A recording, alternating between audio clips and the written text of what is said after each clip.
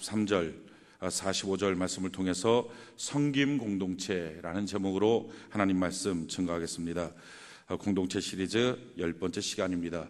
우리가 지금 오늘까지 10번에 이어서 공동체에 대해서 같이 말씀의 은혜를 나누고 있습니다. 이 공동체에 대한 말씀의 은혜를 나누게 되는 이유는 교회가 무엇인가에 대한 답을 하기 위해서입니다. 우리가 지금 교회를 다니고 있고요, 또 교회 안에 소속되어 있고요, 교회 안에 지체라고 말합니다. 또 예수 믿는 사람, 교회 다니는 사람, 또 교회를 통해서 우리는 은혜와 복을 받고 우리의 신앙을 잘 성장한다라고 말합니다. 그런데 우리가 믿고 다니고 또 의지하고 있는 교회가 과연 무엇인가 하는 것을 분명히 알아야 합니다.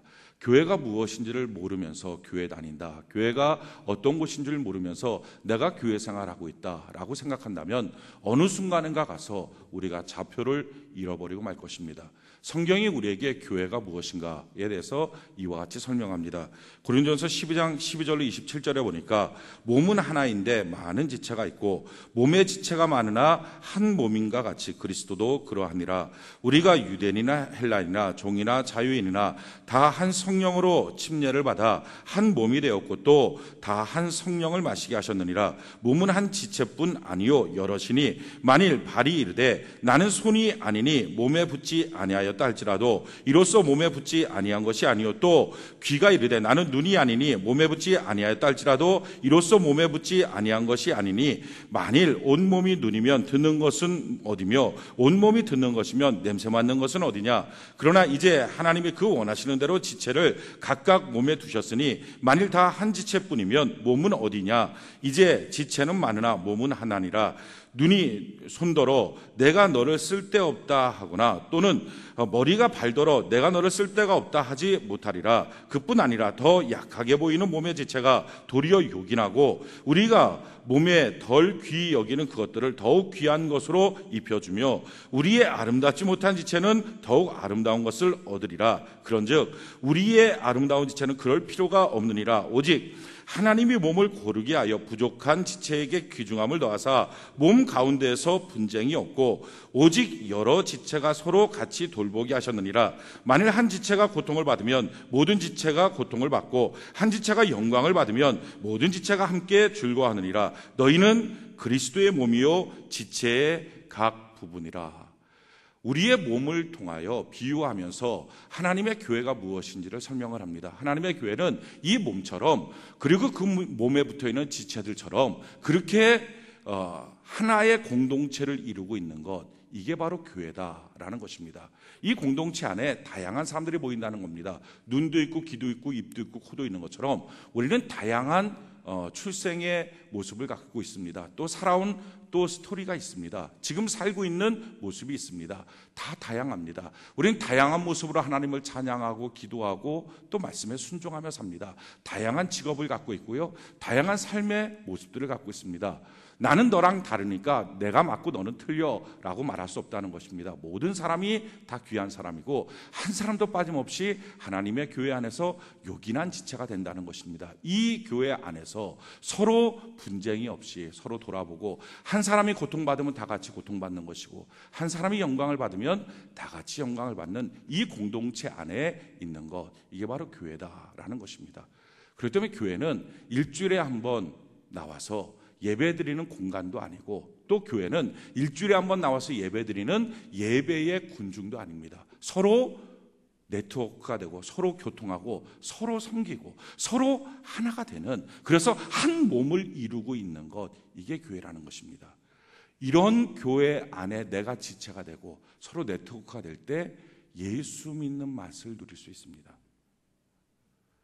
예수 믿는 맛은요, 단지 나와서 그냥 예배드리고 하나님 내가 예배합니다, 기도합니다, 나 이런 거 슬픈 거 있어요, 눈물 뚝뚝 흘리고 찬송 부르고 그러고 돌아간다고 해서 예수 믿는 맛을 누리는 것이 아닙니다.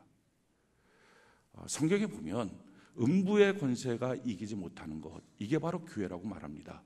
이 음부의 권세가 이기지 못하게 하는 것, 어떻게 이기지 못합니까? 교회 안에서 서로 지체가 되는 거예요. 서로 섬기는 거예요. 사람들끼리 네트워크가 되는 거예요. 이렇게 네트워크가 되다 보면 어느 순간인가 이걸 통해서 무엇을 느낍니까? 자기가 감당하지 못하는 게 생깁니다. 난 저 사람은 감당이 안 된다. 아니, 난 저 일은 감당이 안 된다. 감당하지 못하는 것, 그게 내가 영적으로 연약한 거거든요. 거기서 중단하면 안 되고 그 감당하지 못하는 것을 놓고 하나님께 기도하고 말씀 보고 순종하려고 애를 써보고 이러다 보면 영적인 근육, 영적인 근성, 영성이 생깁니다. 이 영성을 갖고 나가다 보면 음부의 권세가 도전해도 넉넉하게 마귀를 이깁니다. 똑같은 성도인데요, 똑같이 예배드리고 났는데 그 한 주간 살아가면서 회사에 문제 생기고 가정에 문제 생기면 감당이 안 되는 사람들이 많습니다. 아이고, 내 자녀 문제 생기면 이걸 내가 어떻게 감당하냐, 감당이 안 된다. 똑같은 예배 드렸는데, 똑같이 예배 시간에 기도했는데 어떤 사람은 감당을 하고 어떤 사람은 감당을 못해. 왜 그렇습니까? 영적인 근성의 차이예요. 영적인 파워의 차이예요. 그러니까 내게 도전하는 시험과 환난과 마귀 역사를 감당하지 못하는 이유, 문제만 터지면, 그러니까 문제가 터질까 봐 두려운 거예요. 안 터지면 너무 안심, 문제만 터지면 이걸 어떡하나 전전긍긍, 두렵고 인생 살면서 아무 일만 없으면, 평안했으면, 그게 평생의 꿈인 거예요. 그런데 인생에 문제가 없으니까 문제 있죠. 그러니까 그 문제가 터질 때마다 감당을 못하는 거예요. 왜요? 그 문제가 어떻게 하면 해결된다, 이걸 몰라서가 아닙니다. 그걸 할 수 있는 능력이 없어요. 그 능력이 어디서 생깁니까? 내 속사람, 내 영성에서 생기는 거예요. 그 영성이 어디서 풉니까? 교회 생활 하다 보면요, 감당이 안 되는 게 있다고요. 이거는 감당해, 난 저 사람 이게 감당 안 돼. 그러다 보면 거기서부터 감당하려고 애쓰고 기도하고 자기 안에 있는 것들을 좀 쏟아놓고, 이 과정을 통해서 영적인 근육, 영적 근성, 운동도 마찬가지 아닙니까? 운동도 처음부터 운동 잘하는 사람이 어디 있습니까? 처음에 잘 안 돼요. 몇 킬로 잘 못 넣고 그냥 헬스합니다. 그러다가 점점점 더 되면서 더 많은 것들을 넉넉하게 건강하게 만들어갈 수 있는 것처럼 교회 생활도 똑같아요. 이런 공동체, 네트워크, 지체로서의 만남, 이걸 통해서 영성이 강력해지고요, 강력한 영성을 가진 자가 마귀를 이기는 거예요. 우리가 하나님의 복을 받는 것도 마찬가지입니다. 교회의 두 번째 특징은 뭡니까? 너가 땅에서 매면 하늘에서 매이고 땅에서 풀면 하늘에서 풀리라. 하늘의 놀라운 복을 받는 것, 이 열쇠를 너한테 주겠다. 이게 바로 교회의 두 번째 놀라운 하나님의 은혜입니다. 그런데 조건이 있어요. 너 혼자 기도하라. 그게 아니라 성경은 뭐래요? 두세 사람이 내 이름으로 모여 기도한 곳에 내가 함께한다. 그럴 때 하늘문이 열릴 것이다. 병든 사람 놓고 기도할 때 뭐라고 말합니까? 너 병들었으니까 하나님 앞에 하나님 고쳐주세요. 그게 아니고 성경을 보니까 너가 병들게 되면 교회 영적인 리더를 초대해라. 그리고 나서 그 영적인 리더는 기름을 바르면서, 지금으로 말하면 약을 처방하고, 이런 약 저런 약 먹고, 약 안 먹고 아예 믿음으로 하는 거 말고 약 먹으면서, 그러면서 안수받아라, 기도하라. 그런데 그냥 기도하는 게 아니라 너의 죄를 서로 고하면서, 이게 뭐예요? 서로 네트워크 되면서 하나님의 은혜와 복을 받는 것, 치유를 받는 것, 회복을 받는 것, 하나님의 기적을 누리는 것도 혼자 신앙으로는 안 된다는 거예요. 같이 하는 신앙. 오늘날 많은 성도들이요, 다 따로따로 개인주의에 있습니다. 예배를 드려요, 기도를 해요. 그러고 세상에 나가면 하나님의 은혜와 기적과 복도 없고요, 마귀를 이기는 능력이 없어요. 문제가 터지면 세상 사람과 똑같이 전전긍긍 당황하고 자기 안에 있는 믿음은 어디 있는지 다 송두리째 없어져 버리는 거예요. 세 번째, 교회를 주신 하나님의 놀라운 은혜와 축복이 있습니다. 에베소서 3장 10절에 보니까 교회를 통해서 이 세상 모든 것들을 다스리는, 경영하는 하나님의 놀라운 지혜를 주겠다 하는 것입니다. 여기서 세상에 다스리는, 그러니까 가정 안에서도 어떤 문제를 잘 경영하고, 또 직장 안에서도 경영하고, 삶에서도 경영하는 이 지혜를 주신다. 이 지혜라고 하는 것은요, 아이디어가 아니에요. 아이템이 아니에요. 뭐 기도하다가 문득 이렇게 하면 되겠구나, 그거 아니에요. 우리 알잖아요. 아이디어가 없어서 회사가 망합니까? 그럼 아이템만 하나 딱 붙잡으면 회사 무조건 성공합니까? 아니에요. 회사 시작할 때 누구든지 기가 막힌 아이디어, 아이템 갖고 시작합니다. 근데 어디서 무너집니까? 사람과의 네트워크에서 깨지고 나면 무너져 버리는 거예요. 하나님이 말씀하는 다스림의 경영에 대한 지혜라고 하는 것은요, 단지 어떻게 딱 떠오르고 있는 어떤 아이디어, 아이템이 아니라, 너가 교회 생활을 하다 보면 이 사람도 만나고 저 사람도 만나고 이 일도 하고 저 일도 하고, 그러면서 사람 간에 만나는 관계를 익혀간다는 것입니다. 그 익혀가는 관계의 영성을 통해서 회사 생활에 똑같은 문제가 생길 때 그것을 풀 수 있는, 몸으로부터 우러러 나오는 영적인 지혜가 생긴다는 거예요. 이게 교회를 통해서 배우는 것입니다. 우리가 오늘날 교회 안에 공동체가 되지 못하니까 말씀은 들었어요. 예배 시간에 말씀 들었어요. 근데 듣고 난 다음에 그것을 내 안에서 익히고 훈련하는 공동체를 통해 사람을 만나면서 이것인가 뭔가 자기 안에서 좀 훈련이 돼야 되고 성숙이 돼야 되는데 그게 안 되니까 가정 안에서 문제가 터지면 자녀한테 하는 말이 예수 안 믿었을 때랑 똑같이 말해버립니다. 몇 번은 참는데요, 참는 게 도가 넘치고 나면 똑같아지는 거예요. 남편한테 하는 말이 똑같은 거예요. 아내한테 하는 말이 똑같은 거예요. 회사 생활이 똑같은 거예요. 왜? 몰라서가 아니라요, 자기 안에 사람 간에 만나는, 성도 간에 만나는 영적인 교제가 이루어지지 않았기 때문에, 그냥 성숙이었기 때문에. 진짜 예수 믿는 맛, 진짜 하나님의 축복, 진짜 하나님의 은혜는 교회를 통해서 주시는데, 이 교회는 단지 예배 시간에 나왔다 예배드리고 돌아가는 공간이 아니라, 건물이 아니라 주의 몸된 공동체입니다. 이 공동체 안에서의 네트워크가 되어야 됩니다. 교회를 설명하는 가장 많은 단어가 바로 성경은 서로, 함께라고 하는 단어입니다. 성경이 이와 같이 말해요. 에베소 2장 20절 22절에 보면, 너희는 사도들과 선지자들의 터 위에 세우심을 입은 자라. 그리스도 예수께서 친히 모퉁이 돌이 되셨느니라. 그의 안에서 건물마다 서로 연결하여 주 안에서 성전이 되어가고, 너희도 성령 안에서 하나님이 거하실 저수가 되기 위하여 그리스도 예수 안에서 함께 지어져 가니라. 서로 함께. 그때부터 예수 믿는 맛, 교회의 맛을 누리는 거예요. 그때부터 그리스도의 인격으로 성숙됩니다. 그러니까 제일 위험한 신앙은요, 기도원 가서 혼자 막 기도하고 난 다음에 나 하늘에 놀라운 신비한 것 봤다. 아직 모릅니다. 사람들끼리의 관계 속에서 그가 보고 배운 것, 은혜 받은 것들을 과연 인격적인 성숙으로 나타내고 있느냐, 이게 검증이 돼야 되는 거예요. 남자가 은혜 받으면 아버지답게 돼야 됩니다. 여자가 은혜 받으면 어머니답게 돼야 됩니다. 회사에 가면 사장답고 또 직원답게 그 그리스도의 인격들을 드러내는 것입니다. 어디서 그걸 배웁니까? 회사에서요? 가정에서요? 아니에요. 거기서는 그걸 써야죠. 주의 몸된 교회 안에서, 하나님 안에서 예수 그리스도를 머리로 삼은 이 하나님의 가정 안에서 말씀 듣고 연습하고 말씀 듣고 훈련하고, 이 과정이 필요합니다. 성경이 이와 같이 말해요. 골로새 3장 12절로 17절에 보니까, 그러므로 너희는 하나님이 택하사 거룩하고 사랑받는 자처럼 긍휼과 자비와 겸손과 온유와 오래 참음을 못 잊고 누가 누구에게 불만이 있거든. 우리 인생살이의 가장 큰 문제가 뭐예요? 불만이에요. 회사 생활 왜 못합니까? 일을 못해서가 아니라 불만이 있어서. 가정이 왜 문제가 됩니까? 불만이 있어서. 물어보면 남편한테 불만이 있다고 그러고, 부모한테 불만이 있다고 그러고, 아내한테 불만이 있다고 그러고, 자녀한테 불만이 있다고 그러고, 회사 생활 자기 직장 상사한테 불만이 있다고, 동료 직원한테 불만이 있다고 그러고, 자기 부하 직원한테 불만이 있다고 그러고. 그러니까 인생이 못 사는 이유, 안 되는 것, 불만 때문에 그래요. 그래서 많은 사람들이 이 불만의 요소가 뭔지 시시비비 가리고요, 그걸 따지고요, 그리고 그 문제를 해소하고 해결하려고 합니다. 그래서 해결이 안 되는 거예요. 성경이 같이 말해요. 누가 누구에게 불만이 있거든, 그 다음에 뭐예요? 서로 용납하여. 이 훈련해야 돼요. 이 용납의 훈련을 어디서 합니까? 교회 안에서. 그 성도들을 바라보면서, 섬겨가면서 서로 이 훈련을 하는. 이러면서 그리스도인의 인격이 자라납니다. 그러면서 이 영적 근성, 영적인 근육이 자라나다 보면 전에는 불만이었던 것이요, 이제는 이해가 됩니다. 그만큼 차원이 달라진 거예요. 그만큼 그가 포용하는 폭이 달라지는 거예요. 이러면서 가정이 바뀌고 세상이 바뀌어집니다.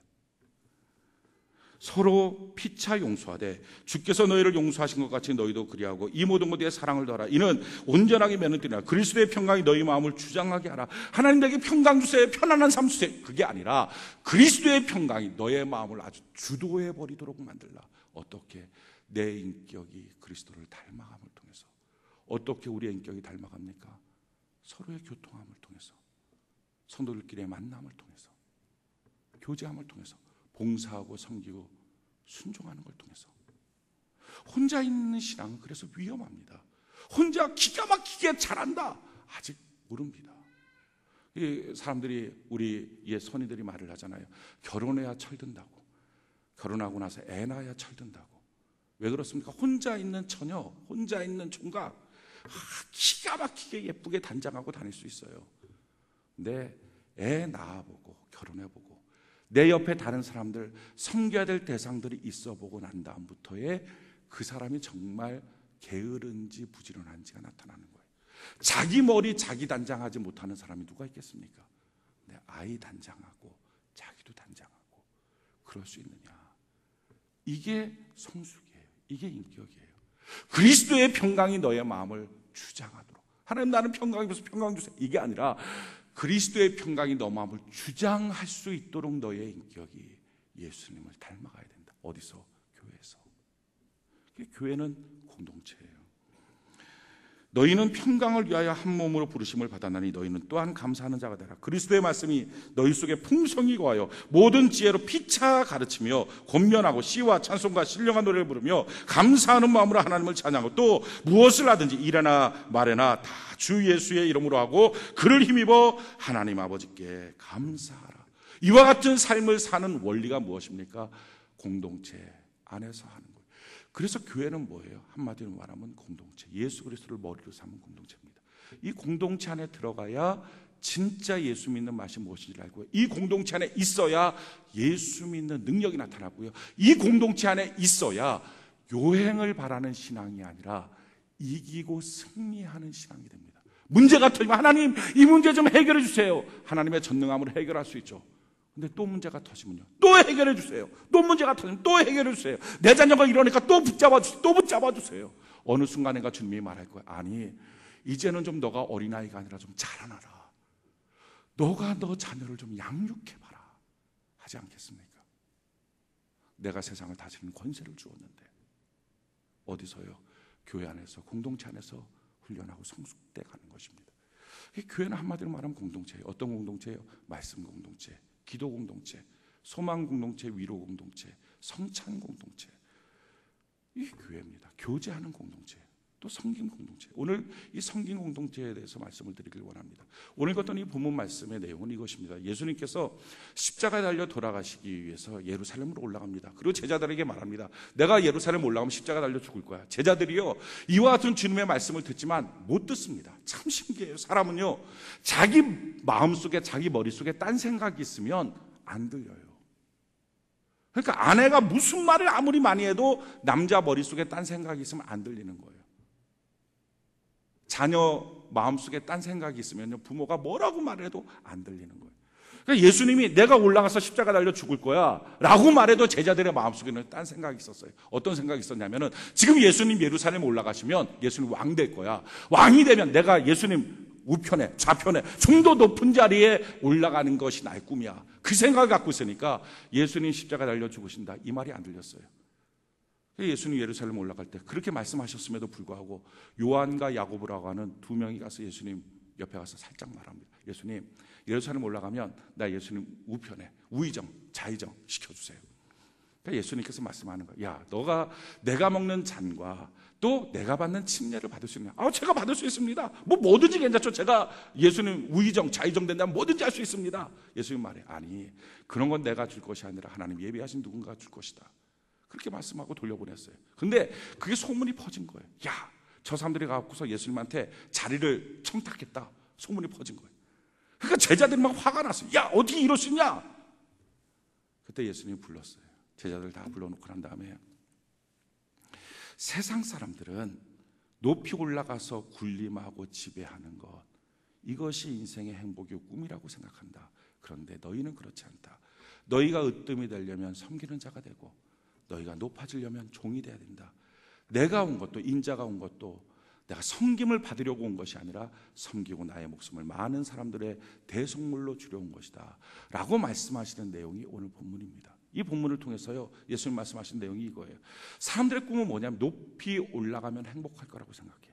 많이 가지면 행복할 거라고 생각해요. 그래서 오늘날 많이 나오는 단어가요, 억울하면 출세, 이것입니다. 억울하면 힘 가져, 억울하면 돈 벌어. 그렇게 돈 벌고 높아지고 출세하면 자기가 뭔가를 할 수 있을 거다. 자기 뜻대로, 꿈대로 살 수 있을 거야. 그래서 많은 사람들을 지배하고 정복하고 자기 멋대로 살 수 있을 거야. 그게 자기의 행복일 거야 라고 말합니다. 제자들도 똑같은 권력에 대한 욕구를 갖고 있었어요. 예수님 말씀하는 거예요. 그 권력에 대한 욕구를 넘어서서 너가 정말 행복하려면 섬기는 자가 돼야 된다. 뿐만 아니라 너희 제자들의 공동체는 섬기는 공동체가 돼야 된다라고 말씀하신 거예요. 그런 점에서 교회는 뭐예요? 권력의 욕구로 충만한 것이 아니라, 그래서 더 높아지려고 주님을 모시는 게 아니라, 더 높아지려고 기도하는 곳이 아니라 섬기는 사람, 섬김의 공동체가 되는 것, 이게 바로 교회입니다. 자, 우리가 왜 섬기는 사람이 돼야 됩니까? 가장 중요한 첫 번째는요, 우리의 주인이신 예수님이 섬기는 삶을 살았기 때문에 그래요. 오늘 본문 말씀 같이 볼까요? 마가복음 10장 45절. 마가복음 10장 45절. 우리 같이 한번 목소리 한번 읽읍시다. 마가복음 10장 45절. 같이 한 목소리 시작. 인자가 온 것은 섬김을 받으려 함이 아니라 도리어 섬기려 하고 자기 목숨을 많은 사람의 대속물로 주려 함이라. 예수님이 오신 이유와 목적이 뭐냐? 섬김 받으려고 한 게 아니라 섬기려 오신 거다. 우리 예수님이 이처럼 섬기려 오신 분이면, 우리가 그분을 우리의 주인으로, 그분을 우리의 구세주로 믿고 있다면 마땅히 우리들은 그 예수님의 모습, 삶의 모습을 따라가야 될 줄로 믿습니다. 섬기는 삶, 이것은 우리의 삶의 마땅한 모습입니다. 두 번째, 우리가 왜 섬기는 삶을 살아야 됩니까? 섬겨야 가정도 바뀌고 세상도 바뀌고 직장도 바뀌고 바뀝니다. 세상 사람들의 권력에 대한 모습을 이와 같이 말하는 거예요. 42절 보니까, 마가복음 10장 42절에 보니까 예수께서 불러다가 이르시되 이방인의 집권자들이 그들을 임의로 주관하고 그 고관들이 그들에게 권세를 부리는 줄을 너희가 알거니와. 세상 리더십의 특징은 뭐예요? 임의로 주관하는 거예요. 그러니까 자기 멋대로 짓밟고 자기 멋대로 주도하고, 너 이렇게 해 저렇게 명령하고, 자기는 중원에서 딱 손 놓고 너희들은 이거에 나는 편히 쉬고, 이게 리더라고 생각하고, 이게 사장이라고 생각하고요, 이래야 행복하다고 생각하고, 이걸 위해서 인생을 살고, 주님 나도 그렇게 돈 많은 부자 만들어주세요 라고 기도한다는 것입니다. 이게 세상인데, 그 다음에 뭐라고 말해요? 43절 보니까 너희 중에는 그렇지 않을지니 너희 중에 누구든지 크고자 하는 자는 너희를 섬기는 자가 되고, 너희 중에 누구든지 으뜸이 되고자 하는 자는 모든 사람의 종이 되어야 하리라. 이 세상 바꾸는 방법, 으뜸 되려면 종돼야 되고요, 높아지려면 섬겨야만 세상 바뀌어진다 하는 것입니다. 우리나라는 유교적인 어떤 리더십의 그 틀을 갖고 있어서 그런지 이 계층 위치 이거 따지는데 아주 일가견이 있습니다. 일단 사람들끼리 만나면 제일 처음에 뭐 합니까? 민증, 주민등록증을 이제 보여주는 거예요. 너 몇 년도생이야, 몇 년도생, 무슨 띠야? 이거 따져야 돼. 그래갖고 오빠, 동생, 누나, 동생 또는 형, 동생, 언니, 동생, 이거 만들어 놔야 교제가 됩니다. 이걸 안 하면요 계속 서먹서먹한 거예요. 서로 존댓말을 써가면서 서먹서먹한 분위기. 근데 이제 어느 날 이 서먹서먹한 걸 한번 깨보자. 그게 뭐예요? 서로 너 몇 년도생이야? 아이고 형님이시네요. 아이고 동생이네요. 이거 해놔야 편해지죠. 이거 안 해놓으면 안 편해요. 이게 우리나라 특성 중에 한 가지예요. 형 동생, 누나 동생, 이거 가려놔야 돼요. 자리도요 상석이 있고 하석이 있어요. 세상에 무슨 똑같은 자리에 무슨 상석 하석이 있어요. 집도 방도 들어가면 아랫목 윗목이 있습니다. 요즘처럼 옛날처럼 이렇게 구들장도 아니고 보일러인데 무슨 아랫목 윗목, 아이고 아랫목으로 좀 내려가. 거기나 다 똑같이 보일러 돌아가는 거예요. 근데 아랫목 윗목, 그 사람도 이 몸을 보면 머리는 귀한 것, 발은 아무것도 아닌 것. 방향도요 오른쪽은 귀한 것, 왼쪽은 아무것도 아닌 거예요. 그래갖고 옛날에는, 요즘에 그런 말 안 써요. 옛날에는 오른손을 뭐라 그랬어요? 바른 손이라 그랬어요. 바른 손. 자, 바른 손 들어요. 그럼 이거 틀린 손이에요? 그러니까 왼손잡이 되면 이게 다 이상해지는 거예요. 바른 손 들어요. 그 높은 거 낮은 거, 그러니까 왼쪽으로 가는 건 다 안 좋은 거예요. 그래갖고 뭔가 어떤 위치에서 좀 떨어졌다 그러면 좌천됐다 이렇게 말하고요. 자리 호칭, 이거 얼마나 좋아하는지요. 누구 한번 참판되면 그 집은 영원 무궁하게 참판집. 누구 한 명 국회의원 되면 계속, 지금도 국회의원 아닌데 그냥 의원님 집. 누구 한번 장관 되면 영원히 장관집. 근데 정말 중요한 것은요, 그 사람이 장관이었을 때 뭘 했냐는 거예요. 장관이 중요한 게 아니라 그 사람이 교육감으로 있을 때 뭐 했냐, 국회의원으로 있을 때 무엇을 발휘해서 얼마나 국민들을 어떻게 섬겼느냐, 이게 중요합니다. 무슨 자리, 이게 중요한 게 아니라 사람들이 전부 다 어떤 자리에 올라가는 것 자체를 목적으로 삼으니까요, 그 안에서 갈등이 생기는 거예요. 노사 갈등, 가정의 갈등, 해결이 안 되는 거예요. 예수님 보십시오. 예수님은 자기에 대한 호칭이요, 딱 한 가지예요. 인자라고 하는 호칭이에요. 오늘 45절에 보면요, 10장 45절에 보니까 인자가 온 것은 섬김을 받으려 함이야 도리어 섬겨 자기 목숨을 많은 사람의 대속물로 주려 함이라. 인자라고 하는 말은요, 사람의 아들입니다. 하나님이셨던 그분이 사람의 아들로 온 이유가 뭐냐? 내가 십자가에 달려 죽어서 너희의 죄를 대속하기 위하여. 자기의 사명이 자기 호칭이에요. 예수님 자기 자신이 사람의 아들로 살려고 오신 분, 그게 호칭이에요. 교회 안에서 팀장, 총무가 있어요. 목사님 있고 전도사님 있고 있어요. 그러면 저분이 목사님이에요. 목사님인데 목사로서 뭐 하고 있냐 하는 거예요. 어떻게 성도들을 섬기고 하나님을 섬기고. 저분이 팀장님이에요. 저분이 장로님이에요. 권사님이에요. 장로님 권사님보다 더 중요한 것이 장로로서 어떻게 하나님을 섬기고 성도를 섬기고 있느냐. 이게 중요한 거예요. 자리에 올라가는 것, 높이 올라가면 무엇인가 행복할 줄 알고 올라갑니다. 그래서 다른 사람 짓밟고 올라가는데, 이렇게 올라가는 행렬 속에 서로 갈등하는 거예요. 아픈 거예요. 이걸로는 세상 안 바뀌어요. 정말 세상 바뀌는 방법이 뭡니까? 사람이 바뀌는 방법, 가정이 바뀌는 방법은요, 섬기는 리더십이에요. 오늘날 회사들 다 95% 이상 세미나하면 다 섬김의 리더십을 합니다. 회사가 바뀌어지고 있어요. 군림하는 게 아니라 섬겨야 된다. 소통해야 된다. 소통하는 대통령, 이거 말합니다. 백성들하고 국민들하고 소통하는 대통령, 이래야지만 나라가 바뀐다. 이제부터 알기 시작하는 거예요. 근데 예수님은요, 2000년 전에 섬겨야 된다. 그래야 세상 바뀐다고 말씀한 거예요. 아마 여러분들이 생각할 때 무슨 섬기냐, 섬겨야지 뭐가 바뀌냐. 아니에요. 섬겨야 바뀐다라고 하는 것에 대한 최고의 증명이 뭡니까? 그게 저와 여러분들이에요. 예수님의 섬김이 없이 우리가 어떻게 여기서 지금 예배드린 사람 되겠습니까? 예수님의 섬김 없이 어떻게 우리가 은혜 받는 사람 되겠어요? 우리처럼 강박한 사람들이. 예수님이 내가 죄인 중에 있을 때도 섬겨주신 그 사랑, 그 은혜 때문에 이제는 우리가 주님을 섬기는 자가 되잖아요. 사람의 변화, 인생의 변화는요, 섬김밖에 없어요. 예수님이 날 섬겨줬더니 우리가 이제 바뀌어진 거예요. 저는 참 너무 크고 놀라운 은혜를 주님께 받았어요. 제가 목사님 집안에서 태어났잖아요. 너무 좋은 믿음의 가풍을 갖고 있었는데요, 저는 신앙 살면서 그렇게 믿음 좋은 가풍 다 잃어버리고요, 예수 안 믿는 사람이랑, 그것보다 더 못하게 방탕하게 살았어요. 그러다가 제가 30살에 카나다에 가서 주님을 만났어요. 집회 가운데, 정말 우연히 참석한 집회 가운데 주님을 만났어요.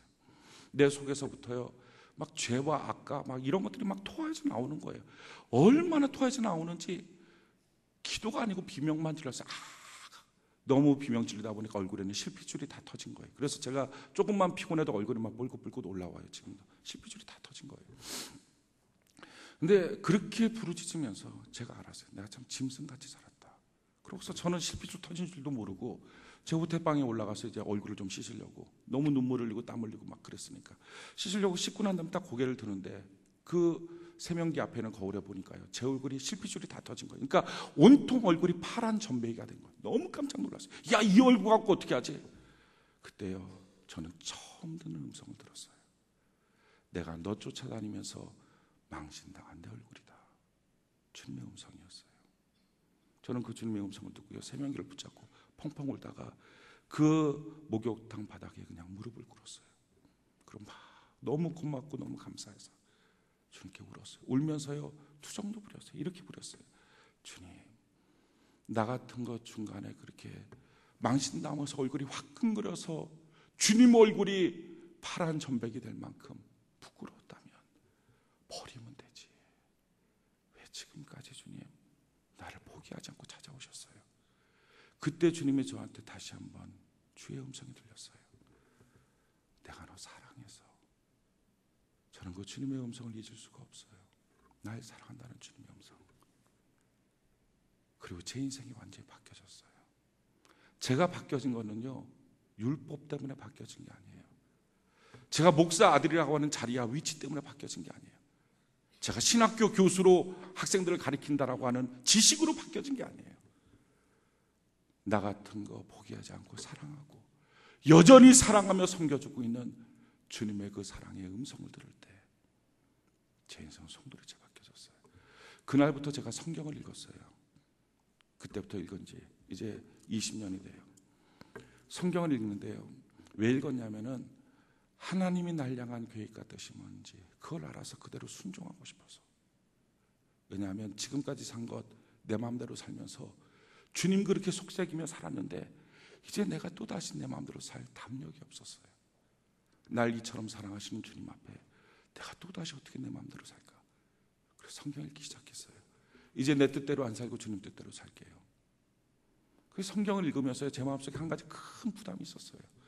주님의 그 사랑 그 은혜가 너무 큰 거예요. 제가 그렇게 은혜 받고 난 다음에 두 번째 집회에 참석했을 때 주의 십자가 앞에 환상을 통해 섰어요. 무릎을 꿇었는데 제 무릎에 주의 피가 흐르는 거예요. 예수님의 피가. 얼마나 통곡하며 감사함이 울었는지. 그 사랑 그 은혜를 제가 받았거든요. 이 땅에 살면서 제가 만분지라도 주님 은혜 갖고 싶은 거예요. 근데 갚을 도리가 없어요. 주님이 안 보이니까 어떻게 주님께 갚아야 되는지. 제가 제일 성경 속에 부러웠던 인물이요, 막달라 마리아예요. 7 귀신 들렸던 그 여인 예수님이 귀신 쫓아냈어요. 너무 감사하니까 예수님 십자가 달리시기 며칠 전에 자기가 소중하게 간직했던 향유옥합 주님 발에 깨뜨리고 자기 머리카락으로 닦았어요. 눈물로 흘리면서 닦았어요. 예수님께서 너무 고마워서 이 여인이 복음 증가되는 데마다 꼭 이 여인의 기사가 나갔으면 좋겠다 말씀하셨어요. 저는 성경에서 그 여인을 보면서 주님, 나한테도 이런 기회가 있으면 나는 이 여인보다 더 큰 은혜 받았는데, 더 큰 사랑 받았는데 내가 주님을 어떻게 섬길 수 있나요? 근데 주님이 안 보이니까 섬길 수가 없네요. 주님 섬기고 싶은 마음이 있는데요, 그 부담감 갖고 성경을 읽다가 제가 에베소서를 읽을 때 에베소서 1장이에요. 너무 큰 충격을 받았어요. 사도 바울이 말하는 거예요. 너의 마음의 눈이 열려서 부르심의 소망이 뭔지, 영광이 뭔지, 능력이 뭔지를 보기를 원한다. 그리고 이것을 어디서 보느냐? 교회에서 보기를 원한다. 교회가 뭐냐? 교회는 그의 몸이니 만물을 충만하신 자의 충만이라. 제 가장 큰 충격은요, 교회가 예수님의 몸이라는 거예요. 교회는 보이잖아요. 교회는 섬길 수 있잖아요. 교회는 내가 가서 내 머리카락을 풀어서 닦을 수 있잖아요. 교회에 보이는 성도들이 있잖아요. 교회에 보이는 일이 있잖아요. 교회 섬기는 거구나. 그때 저는요, 처음으로 풀타임 미니스트리 그걸 배웠어요. 저는 그 전까지 목사님의 아들로 태어났지만요, 교회는 주일날 모여서 잠깐 예배드리고 흩어지는 거, 어쩌다가 모여서 좀 성경 공부하든지 그 정도라고 생각했어요. 그 당시 제가 전도사로 있었음에도 불구하고요, 그 정도라고 생각했습니다. 근데 제가 성경을 보면서 딱 충격받고 난 다음에 처음 깨달은 것은요, 아니다, 예배드리고 흩어지는 공간이 아니라 이 교회 그 구성하고 있는 성도들 전체가 그리스도의 몸이구나. 이들을 섬기기 위해서 일주일 내내 24시간 동안 섬기고 양육하고 세워가야 되겠구나. 제가 섬기고 그 다음부터 청소하면요, 저 지금 주님을 발을 닦고 있어요. 청소하면서 얼마나 많이 울었는지 몰라요. 교회에 떨어진 휴지를 쓰면서 얼마나 많이 울었는지 몰라요. 억울해서가 아니라 고맙고 감사해서. 청소하고 청소하라고 시키고요, 기도하고 기도하라고 시키고요, 성도들한테 그렇게 섬기고 봉사하자고, 그걸 발견하는 거예요. 주님의 섬김이 없으면 나 같은 자가 어떻게 바뀝니까? 그 섬김 받았으니 이제 섬기는 거예요. 세상 바뀌는 거, 인생 바뀌는 거, 가정 바뀌는 거, 교회 바뀌는 거, 굴림에서 명령한다고 바뀌는 게 아니라 섬겨야 바뀌어요. 예수님의 섬김으로 우리가 바뀌어졌어요. 어떤 분들 이럴 거예요. 지금까지 남편 섬기고 살았는데 그 인간 하나도 안 바뀌고 참 힘들더라. 인생 정말 괴롭고 힘들더라. 교회 안에서도 맨날 내가 봉사하니까 나만 봉사하는 줄 알고 나만 시키더라 하시는 분들이 있을지 몰라요. 그런데요, 우리는 약속이 있잖아요. 우리 죽으면 영원한 천국에서 주님과 왕노릇하지 않습니까? 영원히 주님과 왕노릇할 그 은혜를 받은 우리 보고 주님이 말씀하시는 거예요. 육신으로 사는 몇십 년 동안 좀 섬겨보면 어떠니?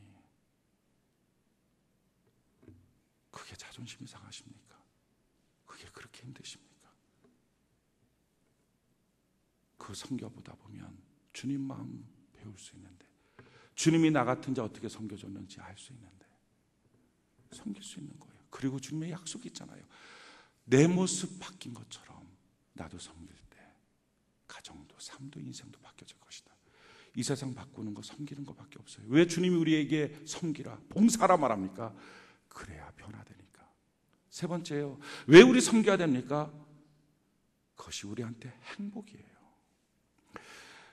아마 오늘날 시대는요, 특징이 이런 거잖아요. 자기가 먼저예요. 자기가 중심이에요. 그러니까 자기부터 챙겨야 돼요. 자기가 높아져야 행복하고, 자기가 돈 벌어야 행복하고, 자기부터 뭔가가 다 돼야 행복한 거예요. 이렇게 우리는 알고 살고 있어요. 그게 자기 것부터 챙기는 거예요. 이럴 때에 우리가 만약에 하나님과 이웃들을 위해서, 성도들을 위해서 자기 시간을 쪼개고 자기 물질을 쪼개서 섬겨야 된다. 야, 이거 나만 손해보는 거 아니야? 나만 뒤처지는 거 아니야? 이 생각할 수 있습니다. 또 뿐만 아니라 섬기는 일이 우리가 지치지 않겠어? 내가 그러자도 몸도 피곤하고 돈도 좀 없는데 좀 부족한데 섬기다 보면 내가 더 힘들어지지 않겠어?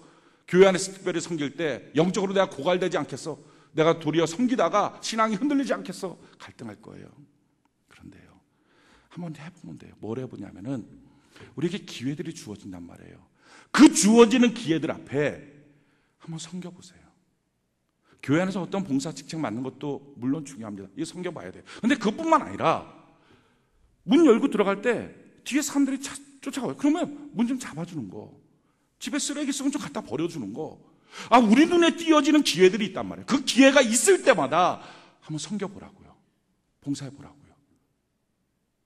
반대로 해봐도 돼요. 그런 기회가 찾아올 때마다 안 하는 거예요. 자기 중심으로 자기만 챙겨보는 거예요. 그리고 일주일 단위로 자기 마음을 체크해 보십시오. 과연 어떻게 하는 것이 하나님과 사람들과의 관계에서 풍성한 행복이 있는지. 두말할 것도 없어요. 섬기는 사람이 행복해요. 그러니까 예수님이 우리 보고 섬기라, 이것이 행복한 삶이다 말씀하시는 거예요. 자, 그렇다면요, 우리 어떻게 섬길까요? 성경은 섬기는 방법을 딱 한 가지를 말씀하고 있어요. 그러니까 뭐 여러 가지로 섬기는 게 아니에요. 딱 한 가지로 너가 섬겼으면 좋겠다. 성경이 이와 같이 말합니다. 히브리서 12장 1절로 2절에 보니까 이러므로 우리에게 구름같이 둘러싼 허다한 증인들이 있으니 모든 무거운 것과 얽매기 쉬운 죄를 벗어버리고 인내로서 우리 앞에 당한 경주를 하며 믿음의 주여 또 온전하게 하신 이인 예수를 바라보자. 그는 그 앞에 있는 기쁨을 위하여 십자가를 참으사 부끄러움을 개치 아니하시더니 하나님 보좌 우편에 앉으셨습니다. 우리 신앙도 마찬가지고 우리의 봉사도 마찬가지입니다. 성경은 뭐라고 말해요?